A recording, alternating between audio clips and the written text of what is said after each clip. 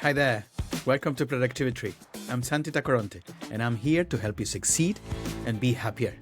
In each episode, we'll explore new ways to work smarter, manage your time better, and grow as a person. We'll share fresh ideas, find ways to improve, and help you become your best self at work, in life. Join me as we learn and grow together on Productivi-Tree.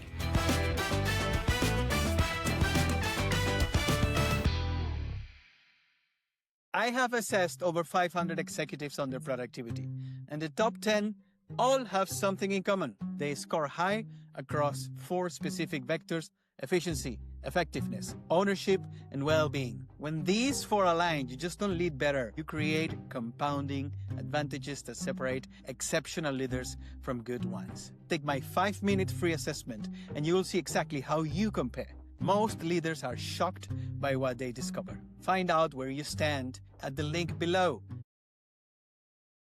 Most of us try to fix productivity by adding a new tool or cutting one more meeting. But what if the problem is not the schedule? What if the work itself has stopped meaning something? Florian Kemmerich spent 25 years as an impact investor, mobilizing nearly $1 billion in capital across Europe, Africa, the Americas, and Asia. He is the co-founder of Human Planet and Resilientor, a lecturer at Oxford Said Business School and the IMD Executive MBA, and a former paratrooper and a judo champion. His book on Vocation, How to Align Your Purpose with Your Profession, published by Routledge in 2025, introduced a 7-step method called Vocating. He joins us from Geneva, Switzerland today. Florian Kemmerich, welcome to Productivi-Tree. Thank you for having me. Florian, you've been a paratrooper, a judo champion, and now you're an impact investor. What is the thread? What is the glue that connects all these quite different things? I think 2 things. One is my imprint. When we are born, the first 2 years your brain develops, and between 2 and 6 years something happens around you, which it gives a cognitive resonance, and that expression you keep for your life. And that was something I happened when I was 5 years old, which carried me all the way through to what I'm doing today. First, I wasn't aware of it, but once I got aware of that, my life changed. And the other part is that for me, whenever I am afraid of something, which also I learned from personal development, then I confront my fears by taking the bull by its horn. And so that led me into taking certain risks, doing certain turnarounds, and ending up in impact investing. So you say that something that happens between 2 and 5 years old. What is that? Because I don't have much of a recollection from these times. Yeah, that is actually the problem, because we are not educated to know who we are. We are educated to make a living, not to live our lives. And that starts from there. So if I ask you, Santi, what is the earliest childhood memory you have? Something will pop up naturally, normally there. And from there, you start peeling the onion, because this is your imprint, and your imprint stays for the rest of your life. So basically, in a way, you're born vulnerably, fully dependent on support outside. And then it takes 2 years for your brain to get developed. After the 2 years, then you start recognizing the outside. And then something is happening. Normally, it's something which you do not like. It must not be something traumatic, but normally it's something you see, which say, hold a second, I don't like this. I have to fix this. So you want to right the wrong. And that is an imprint which stays for your life. Once you discover that and you put it into your center of your life, the whole life, your life changes, because that is your imprint. That gives your life meaning. And so, let me tell you, in my side, when I was 5 years old, we were living in the middle part of Germany. We were then basically relocating to the Swiss border. Suddenly I'm in an environment in a village. I don't speak the dialect. My father was a doctor, my mom a teacher, so I was kind of the academic guy.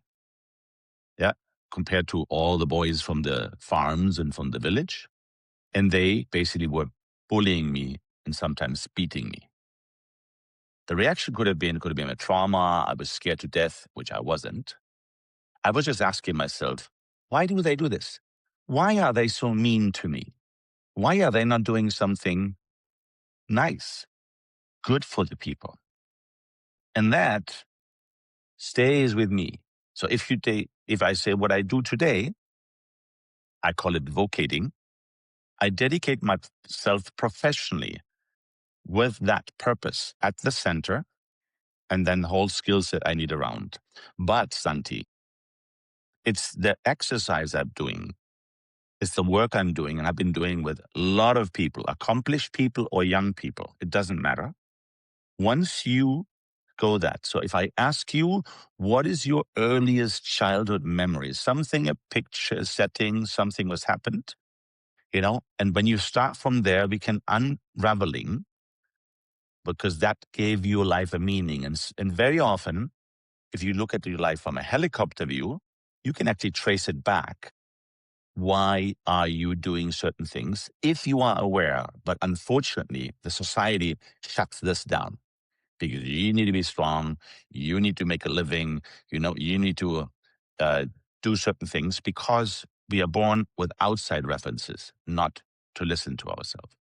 Does it make sense? It does. It's very interesting. It's very interesting. I was trying to go back to that helicopter in my life. Floria, you have another expression that I found interesting, which is that you became the absent subject of your own education. What does that mean? Yeah, I didn't become it, but I happen to recognize that my education teaches me about everything in the world except me. In my education, I don't understand. We can go back to my imprint. People could cater around this, so I could an awareness and I could build on it. It's not. I did not learn how do I function emotionally, mentally, or instinctively, which is a pity, because there is nothing vocational in your education, in my education. So I am the absent subject of my own education, which is fundamentally wrong. And even in AI world today, it's even absolutely catastrophic. Yeah, because people are asking the machine to resolve their lives. Yeah, and I'm not even saying, having, let's say, an avatar as a boyfriend or girlfriend. That's the extreme. But really, you're asking the machine, where do I go? How can I find a job? And these things. And now with all this stuff happening, we have white collar jobs being wiped out. Young people out of college have no longer an entry level job. It is really bad. And what do? Everyone goes to the machine and says, hey, ChatGPT, what can I do? And that's very bad. Can you imagine that an algorithm is deciding your future? How bad is that? Because at this time when we were growing up as a good Gen Xer, at least things were slower, and at least you had some people around you which cared for you sometimes not, giving you, some guidance of what to do with your life. But now it's a freaking machine.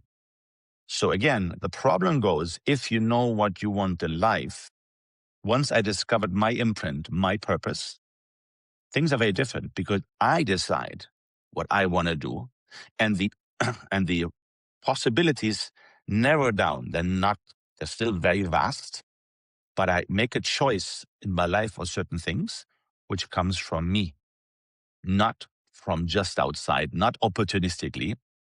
Because the problem is we are educated not to make decisions on our intuition, which is the way I am and what is important for me. We are educated on fame, fortune, and power. That's externally.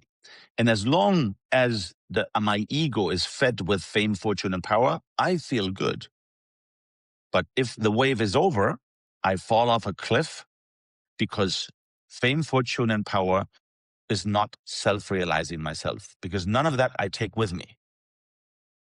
Yeah. So ego is only there to protect myself, and I need my ego to a certain extent.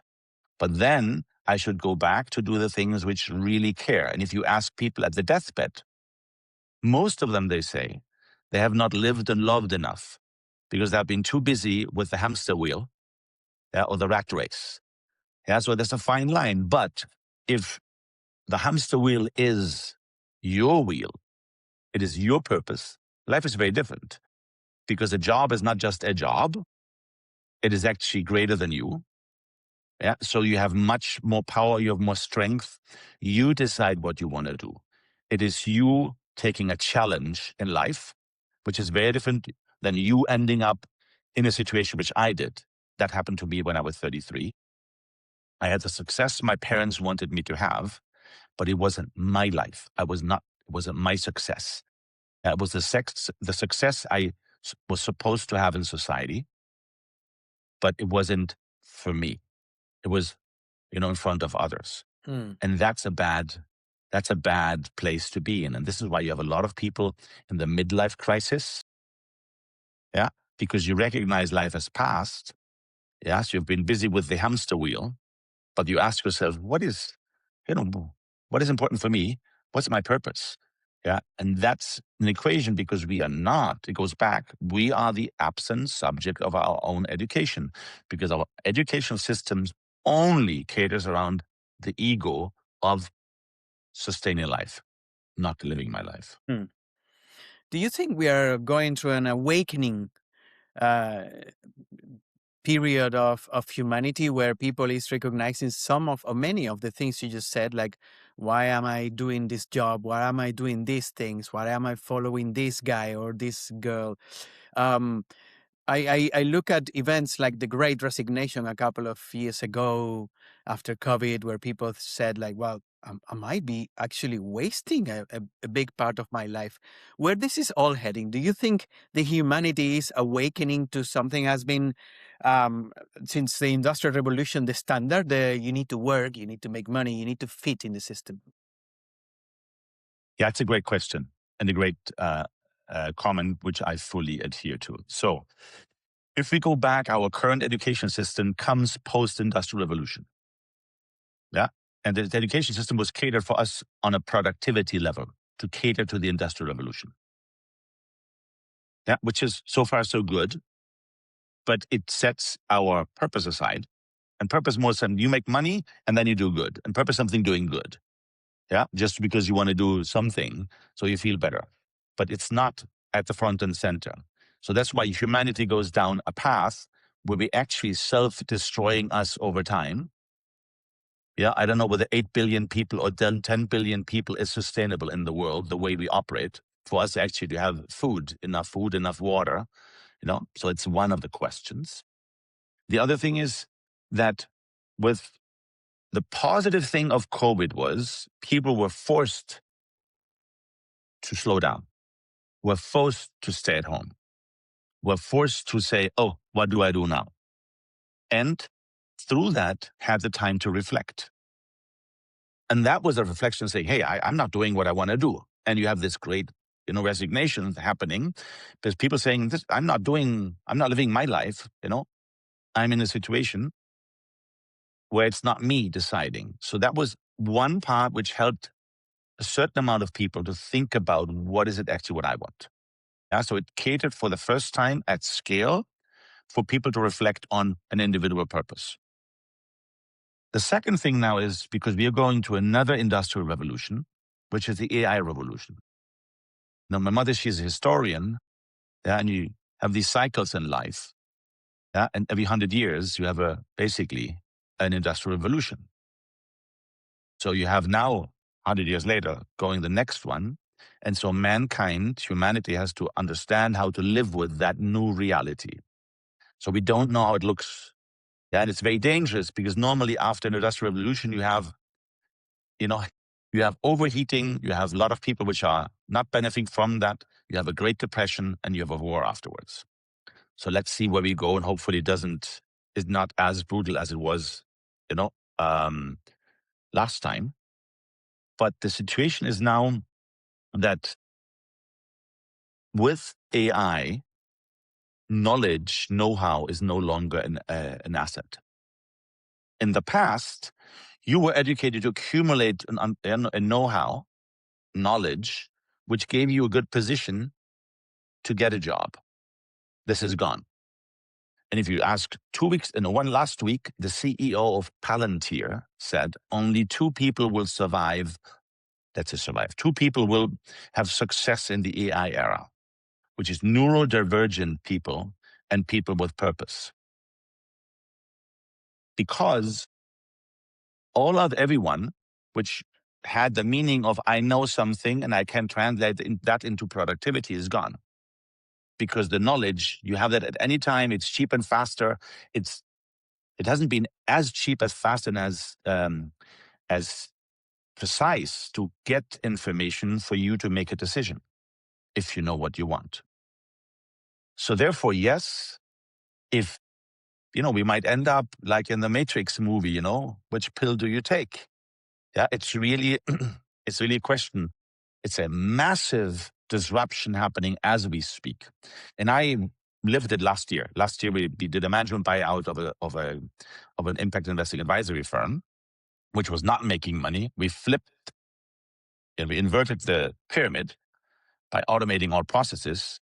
Yeah, basically, we fired 60% of the people. We cut the costs by five times. Yeah, and have a much higher productivity. We're better to customers.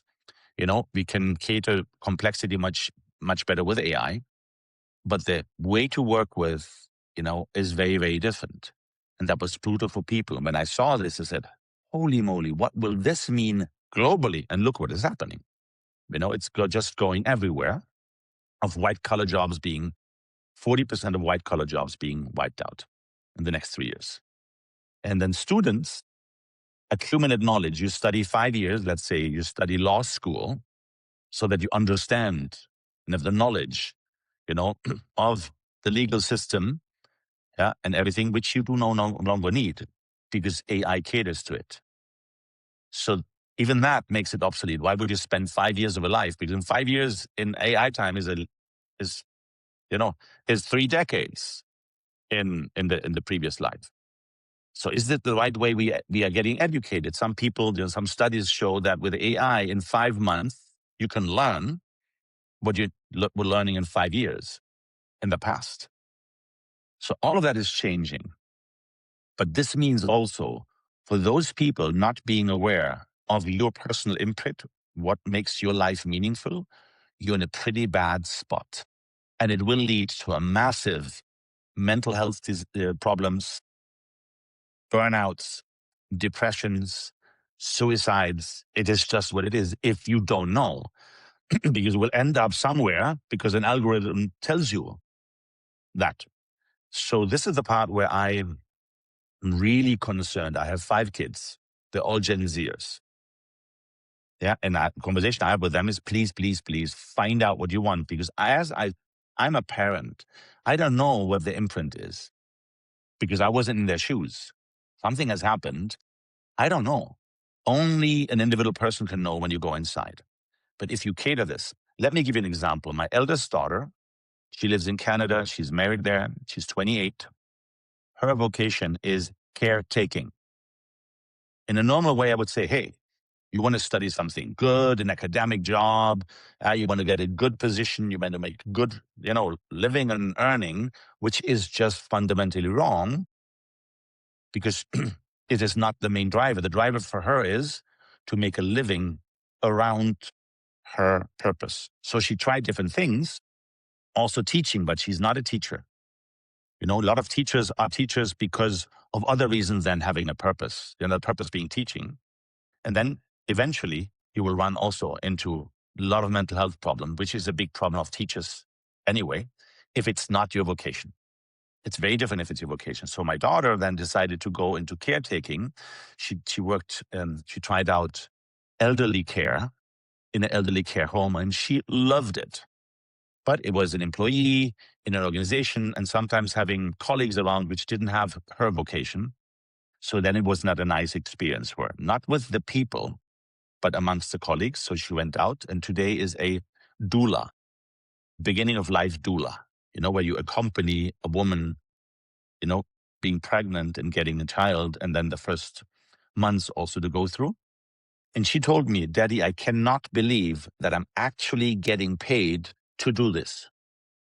because this is when you are in your zone. Mhm.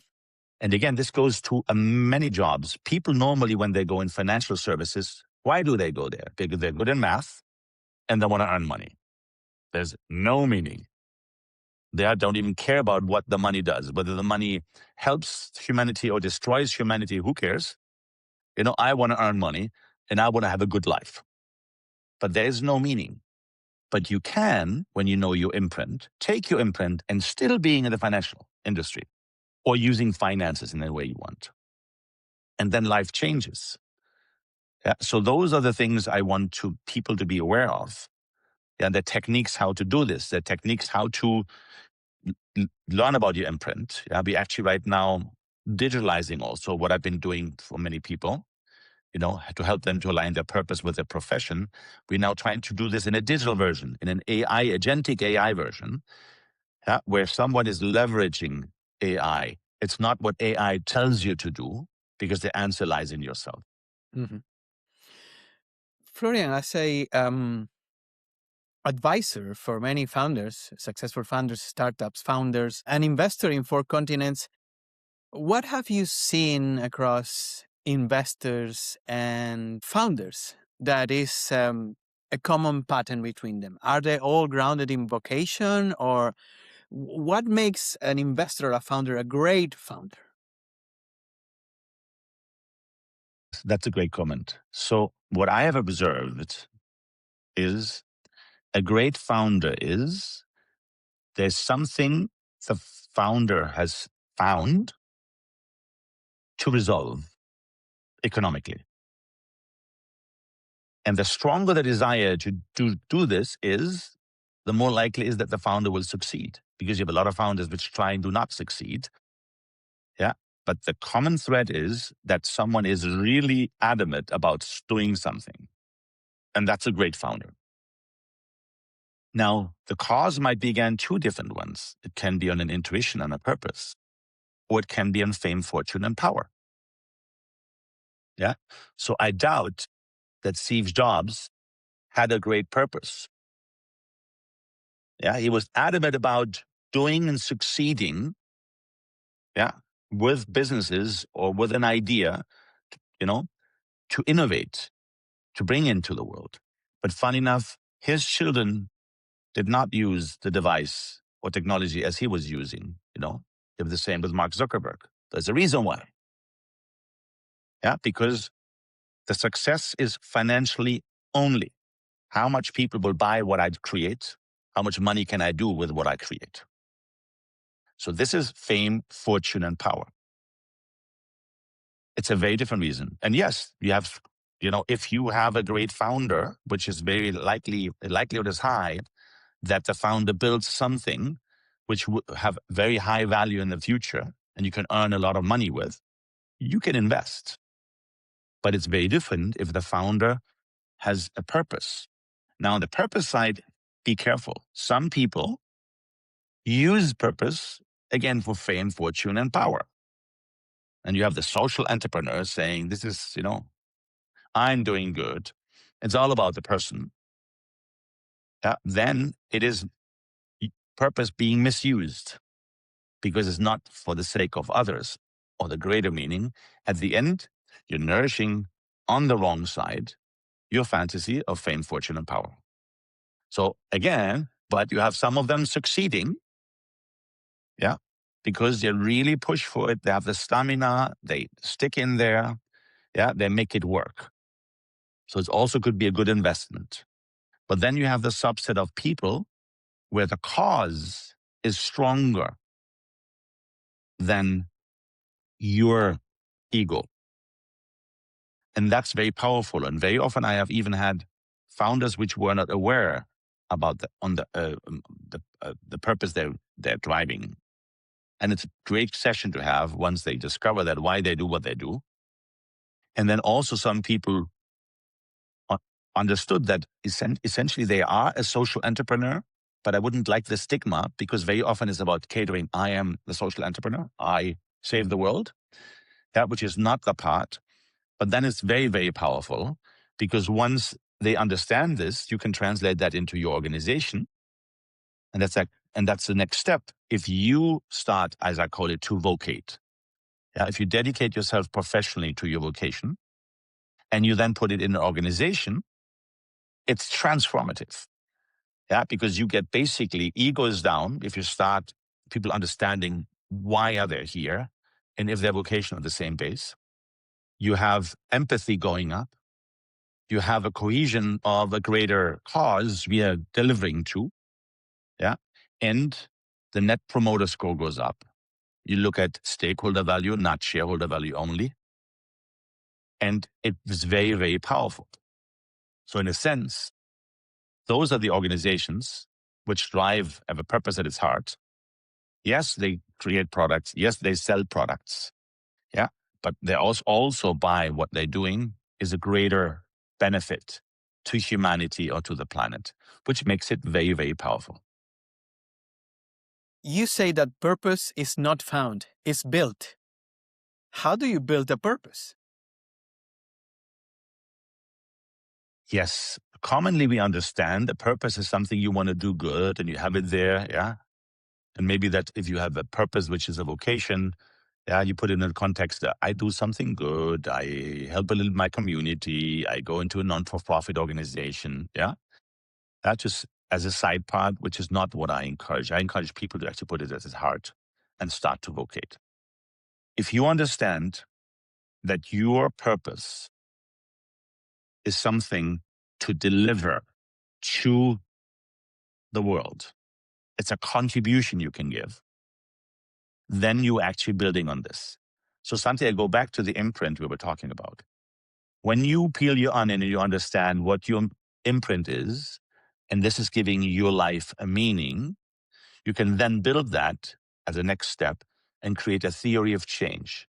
You can use your meaning, your purpose, and build on that with a theory of change. Once you have that, you can understand, okay, which are sectors or communities I could actually contribute to with my theory of change.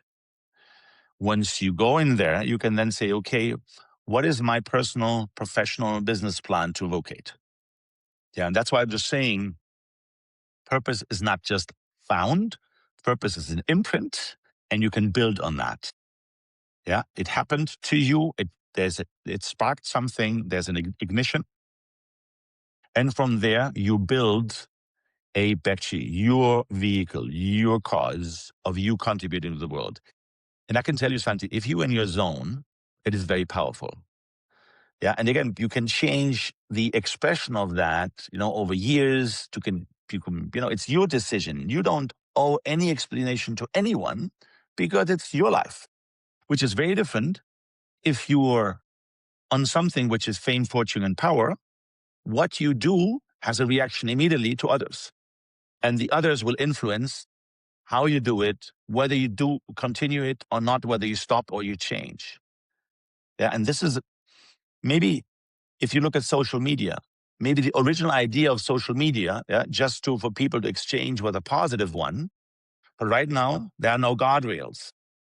And you've seen just last week that was the first case as somebody won against major social media platforms for mental disease, for actually an addiction created through these. And the court granted those rights, saying that the social media platforms have no guardrails because only eyeballs, it's really sticking people glued to the screen. It's all about endorphins, dopamine, constantly at any moment, which is extremely bad for your health, for your mental health. So that going back. If you know what you want, you will leverage that because it's your decision. But people need to be aware of that. And it's not just I do something good. And some people say, oh, with a vocation is nice to have, but you cannot make a living from that. It is fundamentally wrong.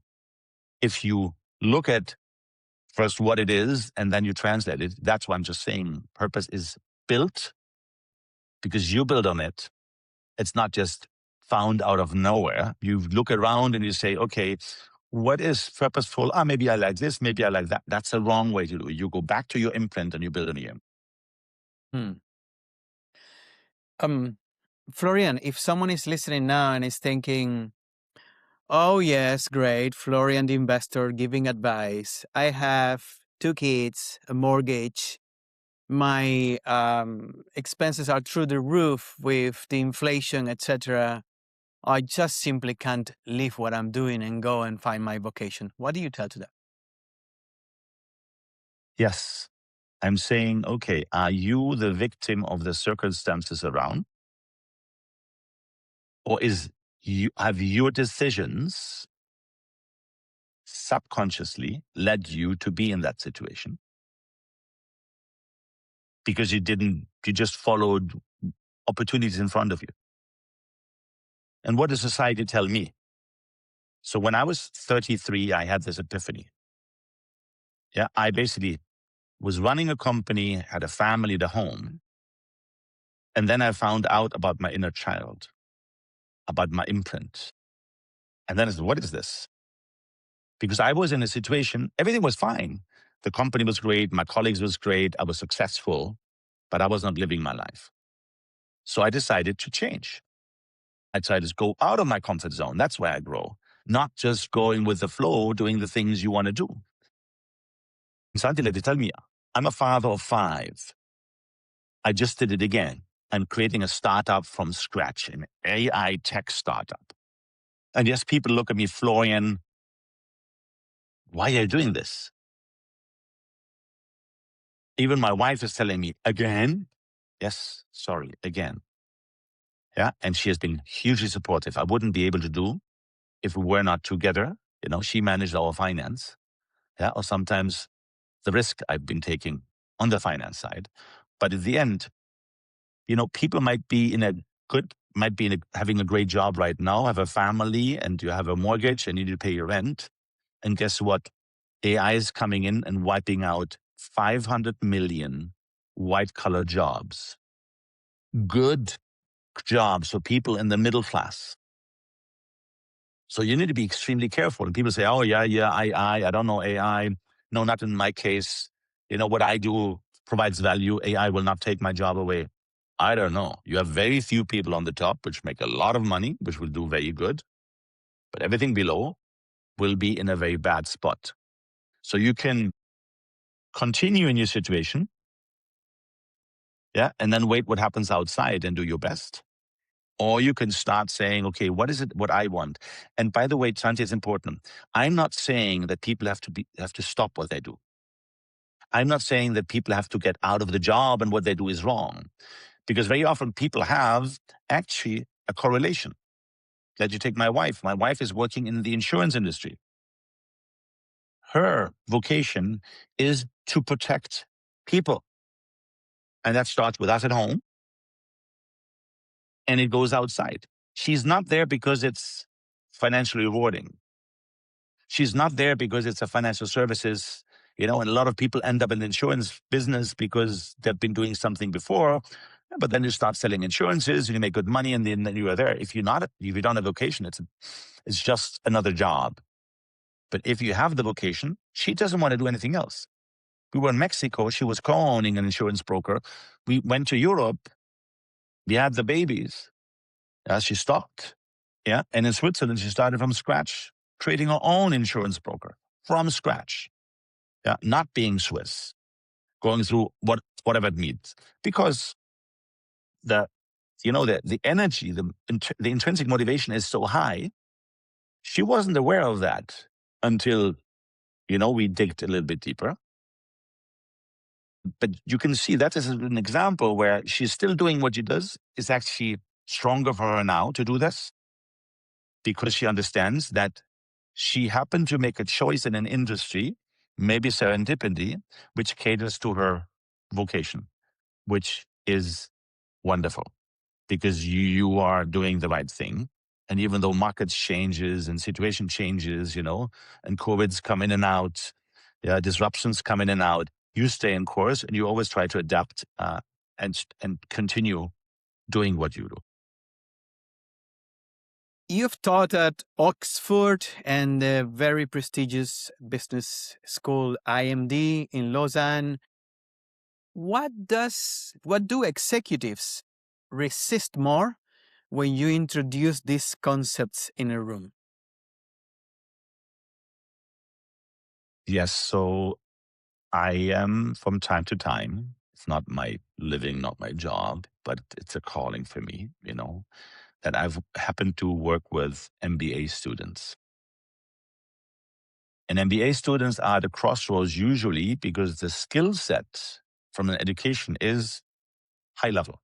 They went through a lot to gather understanding and know-how of doing specific, an industry. Then you do an MBA, you want to go beyond us, you maybe studied, you an engineer, an MBA takes it to the business. Yeah. So it is, an MBA is really business administration. Yeah. You want to look at how you can economically bring in your skill set. And that is a perfect point where people actually ask themselves, I can go different ways. And that's a moment also of a reflection because they go to studies, they go to living cases, the business cases, case studies, so to study on. And when you start talking to them about purpose, most of them initially saying, what are you talking about? I'm here. I'm an expert. I have a career. I worked hard for this. And now I want to make the right decisions to make a great life, which is primarily monetary driven, and then changes. And it's not easy. Yeah. For example, when IMD was specifically also an executive MBA, around impact investing. And they say, why would we do the social stuff? And then the spark hit during a program, and they understand actually, and the triggers of how can I contribute? The power of contribution and the strength it gives to you. Or let me take you in Oxford University, for example, the workshop. There was one student saying, Florian, I've studied so hard. This was last year. I studied so hard to learn financial modeling, and AI will make my job obsolete. I'll be never as good as the machine in financial modeling. So my future is doomed. And I said, hold a second. Let's work on your vocation. So we did an exercise, and after that, the spark was saying he's concerned about climate change and the impact on humanity. And he wants to do something around that. So the theory of change from that is climate adaptation mitigation. The impact on that on humanity. And then I said, okay, now what do I do here? I said, wonderful. You take your superpower, being very well educated in finance and financial modeling. You take it and you basically combine both. And then I said, what do I do? Yeah, look, you can go to the insurance industry. Insurance companies, which have to deal with the effects of climate change on the risk they take, and the coverage they do, with people with your motivation and your skill set. You can go into the financial services industry. In the financial service industry, there's investments being done in agriculture, investments being done in infrastructure, in supply chain, which are all affected by climate change. And you have someone with an intrinsic motivation. You can go into a food company, go to big FMCG groups, you go to smaller companies, you can do a startup, you can join a startup. Again, all of that is possible. And you still can continue to take your superpower, being good in finance, what you learned, and catering around climate mitigation adaptation. Yeah. And this is when people understand, wow, that's why I love to work with MBA students.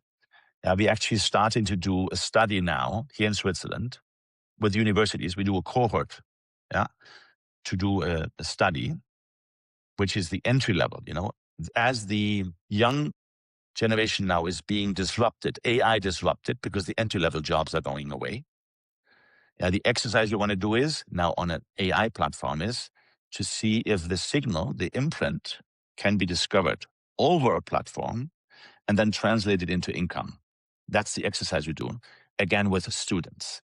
So that's, in a sense, it's that moment. Honestly, Santi, we should start early in the education system. You have the spark 2 to 6 years, and then you still have the same skill set in your school and in your university going through, but you cater it around the vocation in parallel, and then you can build on this. But that part, to put it into the education curriculum is very difficult. It's very rigid. Yeah, so it's easier to work now with 18 plus, between 18 and 28. The people which are, have been educated, but are lost because they don't know their vocation. And then you combine both things. Florian, you reject the idea, so do I, that productivity is only about speed or outputs. But if you look at the current state of work and companies and corporations, it's all about that. It's all about squeezing, maximizing profits. You mentioned before stakeholder economy a little bit. Where do you think we got extreme with maximizing profits and not looking at purpose in organization? And I appreciate this might be a bit of an extreme view from myself, but this is what you hear every day, right? Companies lay off people indiscriminately. It's all about how do we make more money the next quarter? Where do we get it? When did we get so extreme? And how do we revert to more human or purpose-centered way of doing business? Great reflection, Santi. Beautiful reflection. So from my understanding, this thing started with the last industrial revolution, 100 years ago. At a moment where things were with machines, you had more productivity.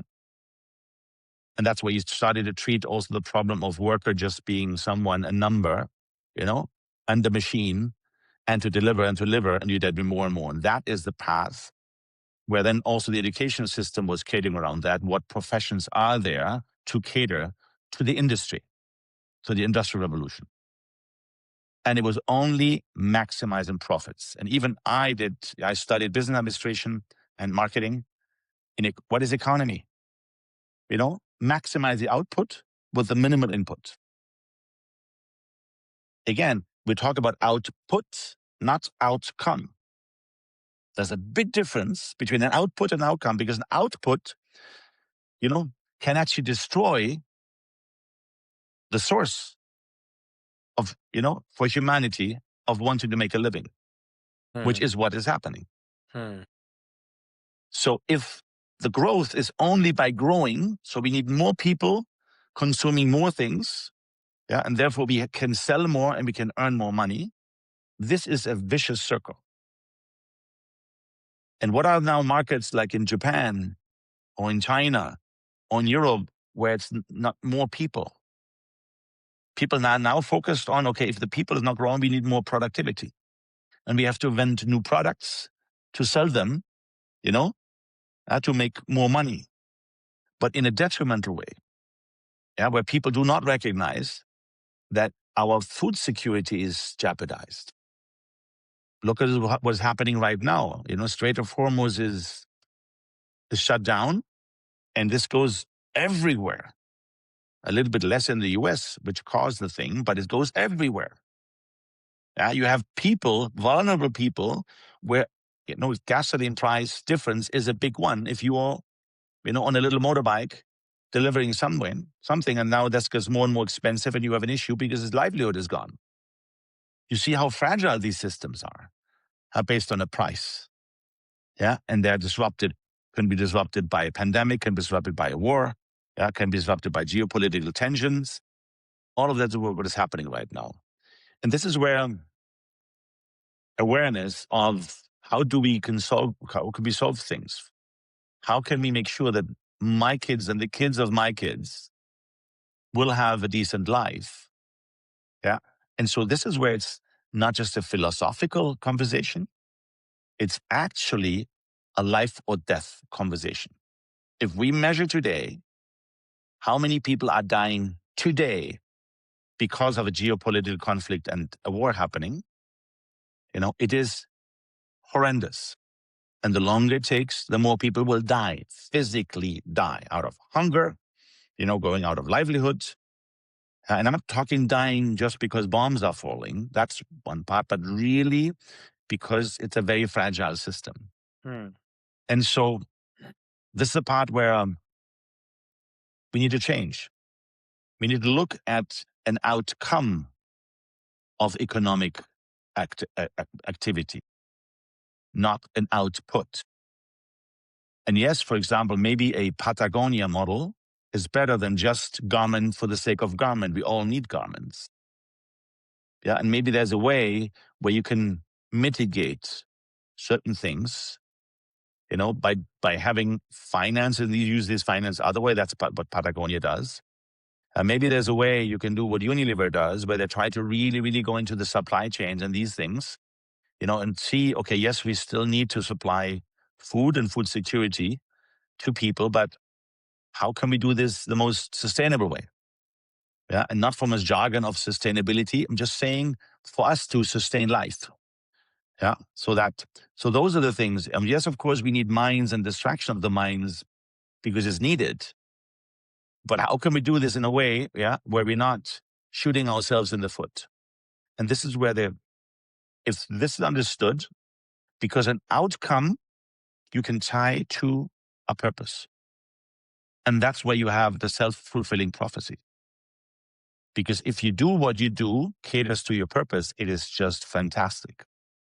And now in an AI age, Santi, today, and this is what the experts say, 1% of the populations, we are entrepreneurs. It will be over 20% in the future. Because with AI, you can have an idea. You don't need privileged information or money like you did in the past 100 years. Now you can actually, with very little money, where you have energy and access to the internet, create something anywhere in the world. Yeah. So even the underprivileged can figure that out and very, quickly learn, and do something. And this will go everywhere. So you have more and more people which succeed from an entrepreneurial path, an economic path, but a huge amount of people which are there just living their life based on a knowledge they gathered and the seniority level they have today, which doesn't have that much value going forward.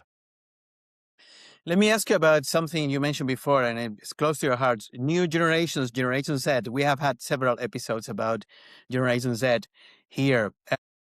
See, some say Generation Z has much more purpose. They don't accept the system as is. They're willing to do something with meaning, with purpose.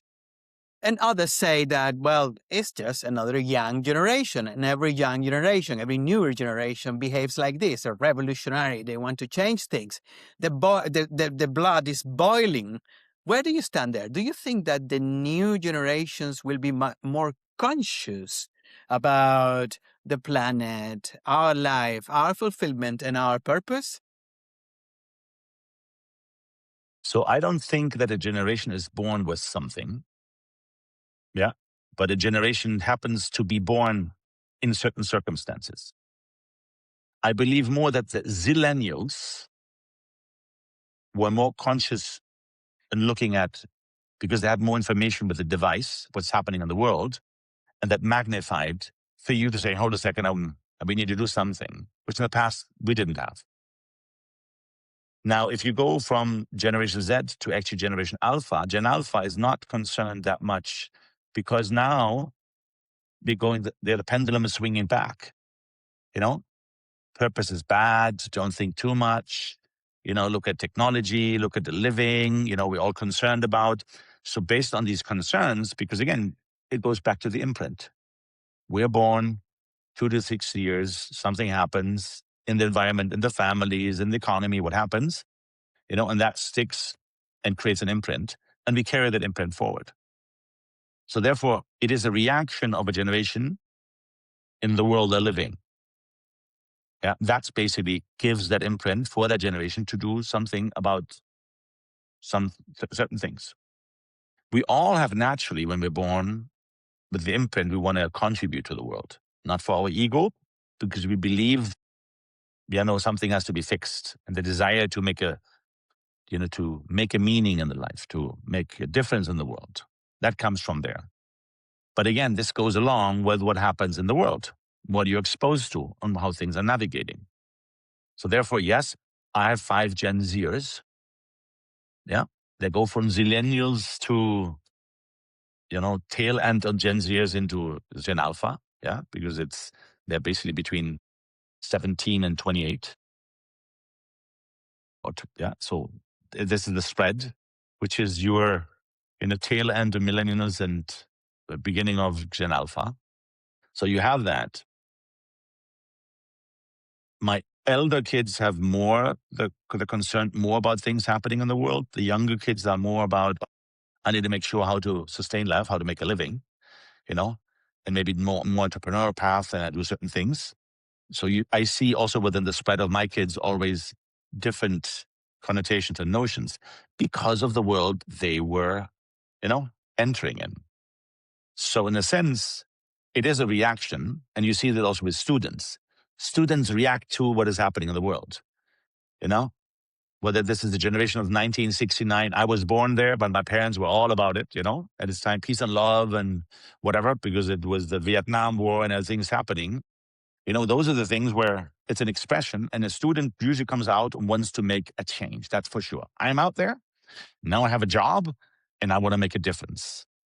Yeah. But it then depends, of course, whether you are under fame and fortune or whether you are able to really continue on your intuition. Florian, let's do very quickly 5 rapid fire questions. Number 1, what is the most overrated advice in personal development? Ooh, that's a good question. That personal development is a spiritual path. That is not true. Only there are portion to it. Number 2, one tool or habit you cannot work without. A habit of mine or in general? Of you.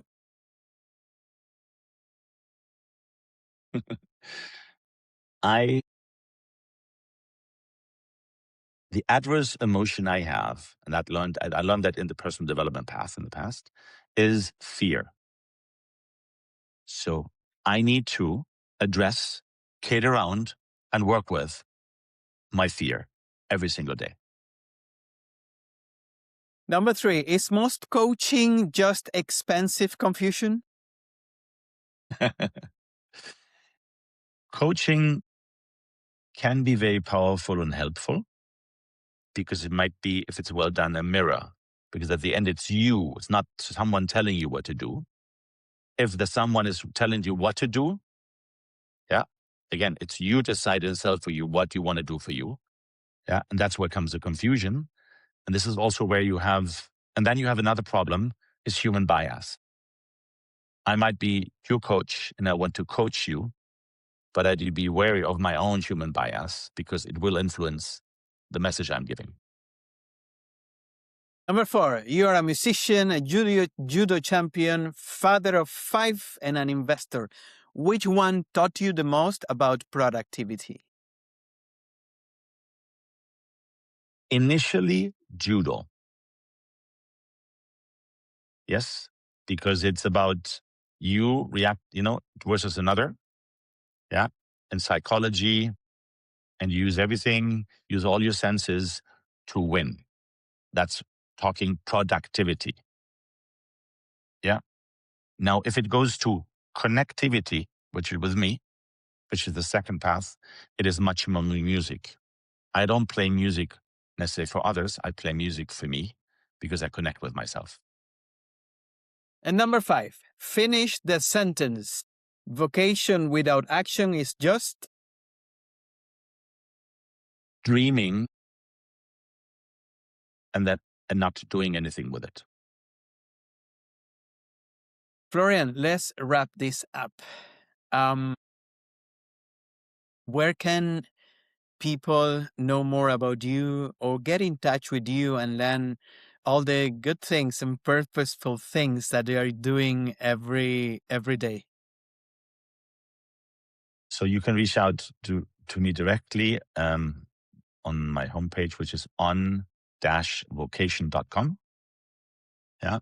Some of certain things, also some books, and there's one book and there's another book coming up just around the same on how to vocate. But also I encourage to go and and that on that site, but also the next one is called vocating.ai. And for those wanting to try out a new tool we're designing right now, for free, to test it out, to how your identity can become a source of income, then go to vocating.ai and you can sign up for the test of the app, of the Vocating app we are designing, and would love to get your feedback and understanding what you think about it, how that works. Very cool. Florian, thank you so much for inspiring us with your energy and your purpose. My takeaway of today's episode, today's interview, is that it's more important than ever to find who you are and what do you want to do with your only life, or with the life that you have. And it's something that it's due somewhat, because either you choose or it's going to happen to you.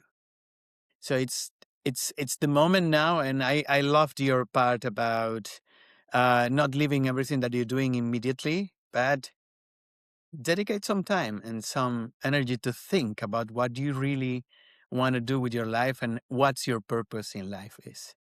Florian, thank you so much for being with us today. Santi, thank you for having me. And again, the message for the people is, when COVID happened, originally we said, oh, Wuhan, China, that's far away. Yeah. And then suddenly exponential, everything changed around us. The same is happening with AI. So please go inside, please cut out the noise, and please try to understand your imprint so that you express and contribute your meaning to the life for the benefit of everyone. Thank you, Florian. Thanks for listening to Productivi-Tree. I hope you found something useful in today's episode. If you did, and it helps improve your life even a tiny bit, that'll make me really happy. Remember, you can find Productivi-Tree on all major podcast platforms like Spotify, Apple Podcasts, and Google Podcasts. If you enjoyed the show, why not share it with a friend who might also find it helpful? Until next time, and keep growing and stay productive. I have assessed over 500 executives on their productivity, and the top 10 all have something in common. They score high across 4 specific vectors: efficiency, effectiveness, ownership, and well-being. When these 4 align, you just don't lead better. You create compounding advantages that separate exceptional leaders from good ones. Take my 5-minute free assessment, and you will see exactly how you compare. Most leaders are shocked by what they discover. Find out where you stand at the link below.